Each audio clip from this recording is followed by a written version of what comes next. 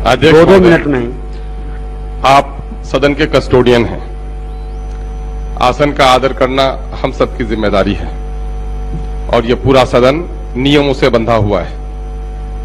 आसन जो भी नियमन देता है वो नियमावली के अनुरूप देता है, हम उसका आदर करते हैं। लेकिन इसी सदन के दीवार पे लिखा है, संसदीय लोकतंत्र में विरोधी दल सरकार के ही अंग माने जाते हैं।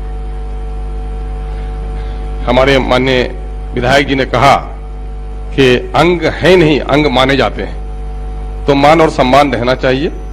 और मैं समझता हूं कि आसन के साथ एक बड़ी दुश्वारी है महोदय कि हमने नियमावली के इस पुस्तिका को आसमान से उतरी हुई कोई किताब समझ ली है और इसमें कोई तब्दीली नहीं करते हैं। ये नियमावली सन 1950-52 में बना और उस वक्त बिहार की जनसंख्या 2-2.5 करोड़ 4 करोड़ की थी और आज 12 करोड़ की बिहार की समस्याएं बढ़ी हैं। उनके समस्याओं पे चर्चा के लिए वक्त चाहिए। वक्त की तंगी आपको मजबूर कर देती है, आप लोगों को बैठाना चाहते हैं। तो इसलिए मैं चाहूंगा कि सदन के सभी मान्य सदस्य, संसदीय कार्य मंत्री एक बार मंथन करें कि बिहार की बढ़ी हुई आबादी, लोगों की बढ़ी हुई समस्याएं और इतने सारे विभाग, उस पर विचार विमर्श करने के लिए शायद पूरे भारत को बिहार का यह सदन दिशा दिखाएगा कि नहीं, आज आबादी बढ़ी है तो सदन का समय भी बढ़ा। अध्यक्ष महोदय, संक्षिप्त में स्वास्थ्य, आपदा, नगर विकास इत्यादि विभागों के कटाव प्रस्ताव पर अपने ख्यालात के इजहार के लिए मैं खड़ा हुआ हूं। वक्त कम है, मैं कुछ मशवरे और कुछ गुजारिश करना चाहता हूं स्वास्थ्य मंत्री से।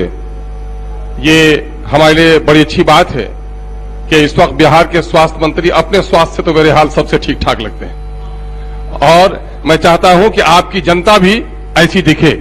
आयुष्मान भारत में 2011 के आर्थिक जनगणना के आधार पर जिन लोगों का नाम आया उनका तो गोल्डन कार्ड बन रहा है, लेकिन बहुत सारे गरीब बच्चे मोटरसाइकिल खरीद के लाए, एक टूटा हुआ उनके घर में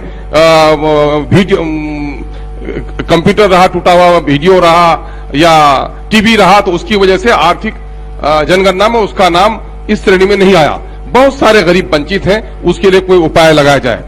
आपदा मंत्री से मैं गुजारिश करना चाहूंगा आपके हवाले से कि इनका जो अपना लेटर है आपदा विभाग का लेटर नंबर 1980, जिसमें कहा गया है कि कच्चा पक्का मकान को 91,000 रुपए, गाय मरने बह जाने पर 30,000 रुपए, तो आप अपने लेटर के मुताबिक इनको अमली जामा पहनाएं, नाफिज करें। नगर विकास मंत्री जो इस वक्त हमारे सीमांचल से महोदय, बस 2 बात में महोदय, हमारे सीमांचल से हैं और इस वक्त नायब वजीर आला भी हैं। अब हम वजीर और वजीर आला और मुख्यमंत्री के बात पर विश्वास न करें तो किसके बात पर विश्वास करें? हमें माननीय उप मुख्यमंत्री जी जो नगर विकास मंत्री हैं उसने आश्वस्त किया कि अमोर पंचायत ने कभी मांग नहीं किया कि हमको नगर पंचायत बनाइए। गरीब है लोग, मजदूर है लोग, वहां नगर पंचायत बनने का कोई क्राइटेरिया फुलफिल नहीं करता है, आप उसे न बनाएं। माननीय मंत्री जी ने आश्वस्त कर दिया वहां की जनता को, लेकिन आज उसका नोटिफिकेशन जारी हो गया है। यह हमारे लिए खेद का विषय है। हाँ, एक आखिरी बात कह के जाऊंगा महोदय कि सीमांचल का इलाका फ्लड इफेक्टेड एरिया है।